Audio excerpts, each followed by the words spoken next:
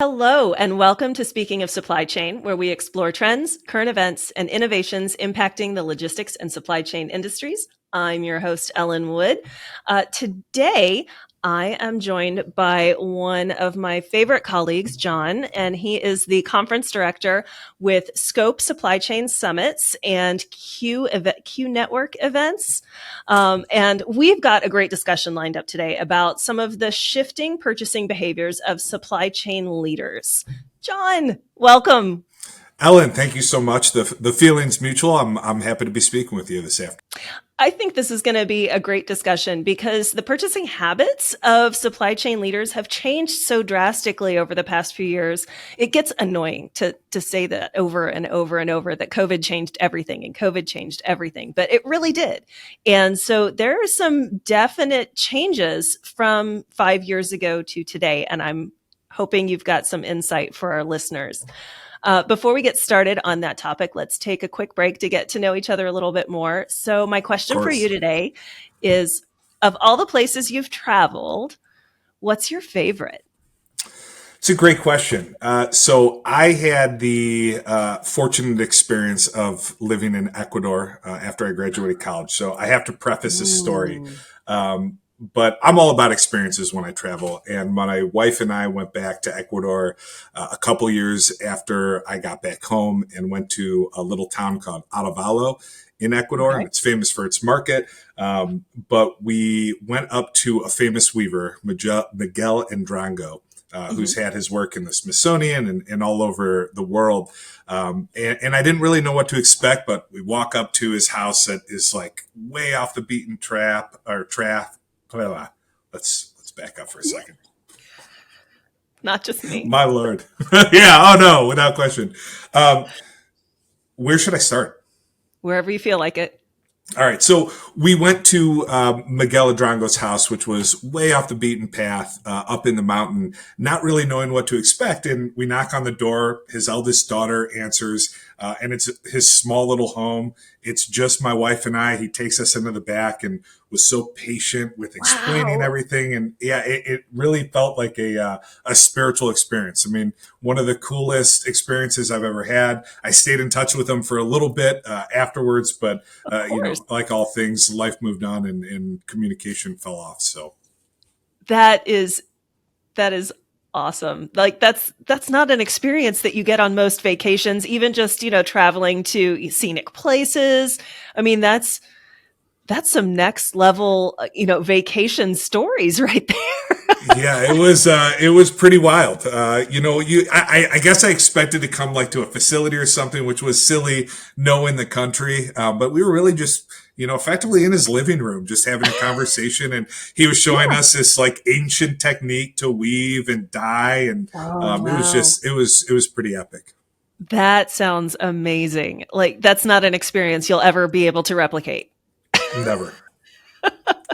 I was thinking about this, and mine, I don't know that it's necessarily the same type of story, but maybe a little bit. So, my mother-in-law used to, before she retired, she taught Latin, and they would take, like you do in high school when you're in a foreign language club, you maybe take the opportunity to travel with a school group to that country. So because it was Latin, they would always go to Italy and view all of the, historic places, and it's a tour group. And my husband and I, he went a number of times with his mom, but once we were married, I got to go. And so we went as chaperones on this high school trip to Italy. And it was a great tour. We went all over Italy. But one of my favorite places to go was this tiny little town in the middle of the country. Like, I don't even know what the name of the town was. It was one of those little tourist stops that they have and just let you off the bus to buy trinkets. And we had like 2 hours there. And we went back into the actual town and found a restaurant there. No one at the restaurant spoke English. That's when you know you're about to have an incredible meal. Exactly. That's exactly what happened. So there's no one that speaks English that's working in the restaurant. Our tour group is, of course, American teenage kids. They don't speak Italian. They barely speak Latin, and no one speaks that. So I had gotten one, a workbook from, the bookstore on how to learn Italian. And I had learned enough phrases to, get by in a country. So I was ordering food for all of us and kind of back and forth with the waiter, and I could read some things on the menu, but then I had to ask questions about others.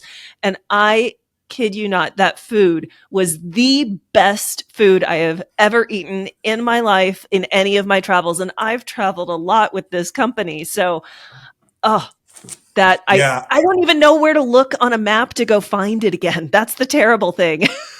I will tell you, Italy is one of those places where I could eat all day, every day when I'm there. I mean, I just it's like unmatched in my opinion. And we did all of the typical, visiting Italy things. We went to the Vatican, we went to Capri and went in the caves, and we went to Venice and, rode a gondola. We did all those things, but my favorite part of the trip was that hole in the wall restaurant in the middle of nowhere that had the best food, and it was the most fun experience with everyone. My favorite part about traveling is kind of just going with the flow and embracing the unexpected. So you don't have any expectations going into the restaurant, and then you leave and it's the best meal you had. So, God, that's what I love about traveling. Thank goodness we get to do it for work, right? Absolutely. All right. Well, let's get into our topic today. Speaking of work, which is, supply chain leaders, they're looking to solve their challenges, the same as always, except those challenges have changed significantly. And so does the way that they look to the market to find solutions for those challenges. So, in what different ways have you seen? So, I mean, maybe you should talk a little bit more about scope events, because I'm familiar with them, but our listeners may not be. But in your role, what have you seen that's changed? Yeah, so scope events. What we do at a baseline is help this community of executives in supply chain procurement identify relevant solutions for upcoming projects, ongoing challenges, and put them with solution providers that, based on data around those challenges, are going to be the best fit. I think the biggest change we've seen is urgency. Right there, Mm. I always use the analogy of pre-pandemic. If you wanted something done at your house, you could get, any number of contractors in to get pricing, and, they could start right away. During the pandemic, it became infinitely more difficult to get those contractors in your house, and they couldn't start for 6 weeks. And so we saw supply chain issues that were, hey, we'll address these eventually, all of a sudden become issues that needed a solution yesterday. Yeah. So the urgency on that side of the table has looked significantly different and continues to look significantly different. So, one thing I do want to bring up for our guests is with Quartz supply chain, or I'm sorry, with Scope supply chain events. The format is different than a lot of conferences that most people are used to. It's not a big trade show expo. As you said, it really is matching those attendees with the best possible solution providers for what they're trying to achieve. I used to joke because, full disclosure, Meebach participated in a few of those events over the years. It's like speed Sure. dating. It is, yeah. I'm a former client as well, so I always joked as well. It's kind of like the Tinder Match.com for businesses. And my background was in manufacturing technology, but it made such a huge impact, like the true, fostering of relationships, and subsequently, let's be honest, what we all look for, ROI from events. That when I got the opportunity to come lead the supply chain division, I jumped at it. It it really is. It cuts through a lot of the static, and it gets you to a solution faster, especially with that sense of urgency and, my hair's on fire. I have to have a solution right now. But the other side of that is the Quartz Network, which is a newer functionality or option through Scope, and that is the online. You mentioned contractors earlier when you were talking about the pandemic, and the Quartz Network is really more like Thumbtack. for supply chain needs for projects that they have. It's like Thumbtack. You just go in and you put it in and you get all these people saying, "Oh, I could do that." Yeah, absolutely. It's that's a unique way to look at it. When we faced the pandemic, we didn't know what the future held for events, and quite frankly, faced dying on the vine or innovating. And we were fortunate to create this two-sided marketplace where executives can come in, they can let us know what challenges they have, what solutions they're looking for, and then search our community of solution providers. And likewise, solution providers can dial in their ideal customer and prospect into active projects. So it's not just our solution providers that have this direct line of access to buyers that are actively looking, but we really simplify the process for the executives that are buying these tools, because the traditional way of purchasing is fairly resource intensive, and Mm-hmm. it's only gotten harder and harder with so many new innovative companies in the marketplace. Well, and what makes having you, as part of this conversation today, really unique is that you see both sides of it. So you see what has changed in the market from the user end, from the client end, trying to find the solution to their problem, as well as on the supplier end of those of us who are going to market, trying to promote our services or our products to clients and get in front of the right decision makers, to get in front of the right people who are looking for what it is that we have to sell. And you're just the best concierge ever. Oh, well, thank you. I appreciate that.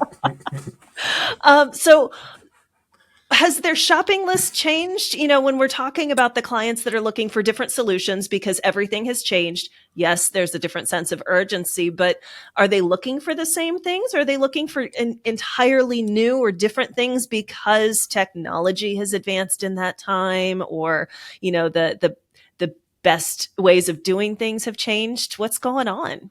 Yeah, that's a really good question. I think from a technology standpoint, regardless of industry, every leader um, has to fully understand the technology advancements in their field, right? Hmm. Because if not, it will ultimately lead to a competitive disadvantage, particularly with this proliferation of artificial intelligence, and that's even more Mm, important in yeah. supply chain, where it's inherently super complex. Um, another, the shopping list has it changed? The trend that we're seeing is really a trend towards agility, right? So if you think of supply chain over the last 50 years, there's been this kind of emphasis on cutting costs and being really lean. Hmm. Ultimately, what that led to is a lot of companies being unprepared with the volatility that came from the Right. pandemic, and the volatility that still persists. And so there is a trend that shifts towards a lot more tools that are collaborative, right? Supplier collaboration is a huge category for us, and it's continuing to grow. And if you think of, historically, companies have used their suppliers as, a means to an end, right? To Yeah. acquire a product. And it was less about innovating with them and working with them to solve issues, which will lead to more options, better risk mitigation, much more visibility. And so we're seeing their shopping lists shift towards tools that are more collaborative, and tools that, I guess I don't know if this is a fair characterization, but less transactional and more Okay. comprehensive, right? In terms of being able to support revenue assurance and supply chain stability. So I think that's the biggest shift in the shopping list, is towards those particular things. All right. So more robust solutions that More can, robust solutions. yeah. Okay. Yeah. All right. So is anything the same? Like what still is on everyone's list, or what's something that is never going to fall off the list? It's like your pantry items, the thing that always has to be there. There's always going to be a need for it. Toilet paper's not going away. Thanks, COVID. Yeah. Well, there's buyers and sellers. That's a similarity. Um, to your Yes. point, I mean, and I know it's like beating a dead horse, but we always talk about how the pandemic has changed everything, but it has. I mean, drastically. I think people are always looking for innovations that create efficiencies and give them that competitive advantage. I think one thing that we've seen in a lot of the supply chain professionals I speak to, the U.S. companies have historically had a fairly myopic approach to their strategies, Oh yeah. and right, and that's really in contrast to like competitors like China and Eastern countries that are more long term thinking. I mean, Mhm. the lack of raw material control during COVID put a big magnifying glass on that, and so Exactly. Yeah. I think what we're seeing is companies starting to think about things more long term. Um, but when it comes to, I think visibility even before the pandemic has been a big push, better control. Near shoring, reshoring has been something that when I was Mhm. in manufacturing was being talked about, and I think the pandemic and subsequent issues that have persisted have catalyzed companies to explore that more closely. But tools that data analytics, right? I think that's pretty standard in every aspect. It's been standard. It will, as data analytics can prove, that's something like that pantry item that everybody has to have, and they have to, apply it intelligently throughout the org. Yeah, of course. Well, and I think what kind of drives that is those pantry items, if we're going to use that, are the ones that are going to provide the most return on investment, the resiliency that they're looking for to, keep things going without having that sense of urgency or that emergency situation. Anything that's going to, continue to provide that for companies as they're looking to optimize things. And I've not met a client yet that says, no, I don't want to save money. So Absolutely. To your point, like inventory optimization, right? That's something everybody needs, but it is, especially with the uncertainty of the economy, yeah, it's something better inventory optimization, demand planning, forecasting. Those things have always been around, but especially with like again the proliferation of artificial intelligence, it's becoming even more important and something that executives are spending more time focusing on and learning about, just so they can better understand the entire landscape of everything. exactly. So they can do what you were talking about and having a little bit more of that strategy involved, but some of that intelligence, that data is going to tell them what strategy they should be taking. Absolutely. All right. Now, one thing that we're talking about finding solutions to problems, and you have two unique situations. One is an event where people get together, and the other is a marketplace, an online, tool or app or website, whatever, however you want to describe it. But do in-person events hold the same relevance? I know I had an episode earlier this year where I talked about all these events that are happening, and we did a little bit of talking about it was so exciting. And last year in 2022, it was the first time we really got to have in-person events. Now, so we've had a full year of in-person events, almost a full 2 years. Are they still relevant? I mean, do supply chain professionals still feel the need to, travel and put themselves at risk? And, every time we have a new strain of some something going around, or are you seeing a definite shift into that online marketplace? I think a little bit of both. I think more people are comfortable doing business online over Zoom, but there's also a lot of fatigue. I know I am someone that likes to be around other human beings, so I think we crave that human interaction, and that has been great for events because ultimately, I always hear people talk about, oh, is AI going to replace sales? And I'm like, no, because people buy from people. And Hmm. that human relationship is important. Any of us have called a company and gotten a robot on the other line, you're going through that, and it's just infuriating. And so we've seen a lot of people come back to the events that want that face-to-face time. Ultimately, a lot of the transaction is going to be done digitally, but I do think events are relevant, and I think with more and more people working from home, there's more of a desire to be with industry professionals and have those impromptu conversations. So So I would say, yeah, we're definitely seeing more acceptance of the digital tools that people Hmm. use. But going to our conference or a conference like Modex, it's clear that the events aren't going away. I know. I'm glad. I Yeah, I also am as love. well. I mean, that's one of my favorite parts of my job, being the marketing manager for North America, Mibach, is, getting to plan these events and participate and build the program. And it's a lot of fun for me. That's one of my favorite parts of the job. But it's a lot, and it's a big investment that companies make to exhibit, to participate, to attend. And so, I mean, that was the reasoning behind my question about it, of why wouldn't they save all of that? I mean, they want to save money going to events and just go online to the marketplace. But it sounds like there's still that need for meeting face to face, and events are the best way to do that with a number of different vendors or a number of different potential clients. So I'm glad they're not going away. I'm as well, especially in the position I'm in. But yeah, listen, I think I always tell people, go where your audience is, right? And sometimes your audience is going to be in person, sometimes it's digital, usually it's both. So as long as you're being smart with your investment, and with scope, you're always being smart, because one contract, you already have an ROI. So I'm glad to see that in person events are not going anywhere, especially as someone that works from home.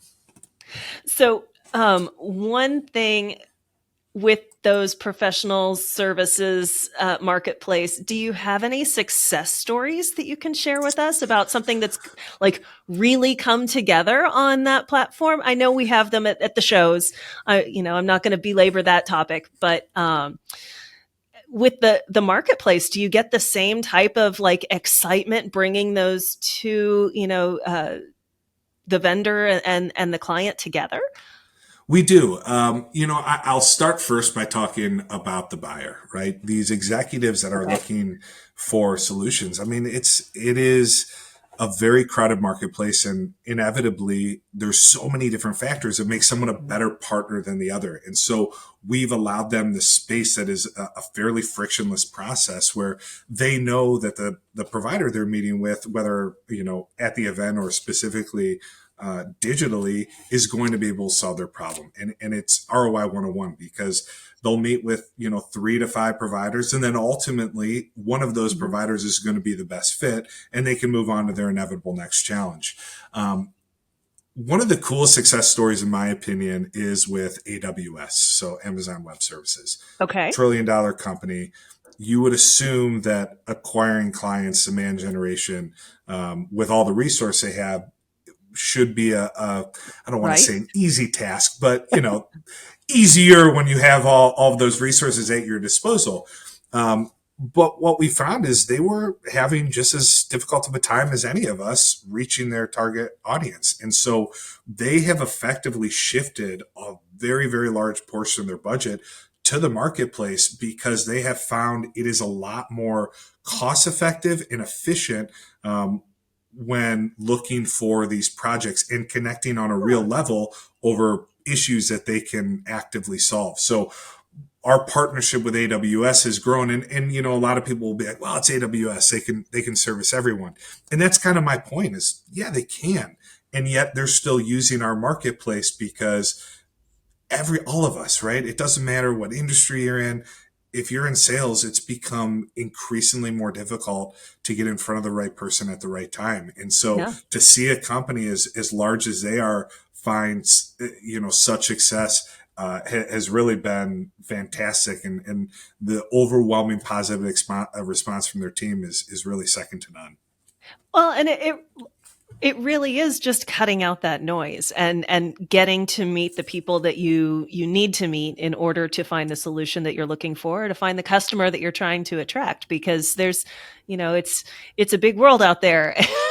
you have to It find is. you have to find your tribe, and once you've found your tribe, then you can figure out what else is going to happen. Um, Absolutely. how do our listeners learn more about these conferences or this platform? What can you tell us and let them know about these these events? Yeah, so you can always reach out to me on LinkedIn. I'm more than happy to help or direct you to the correct person. You can go to courtsnetwork.com and learn more about it, or supplies at courtnetwork.com, and learn all about our events, about our marketplace. And inevitably, we have a fantastic team. One of the things I love most about Quartz is the team, the people I work with, and so there's an infinite amount of resources that you can tap to learn more about it. And again, feel free to reach out to me on LinkedIn. I'd love to have a conversation and see if we can help you.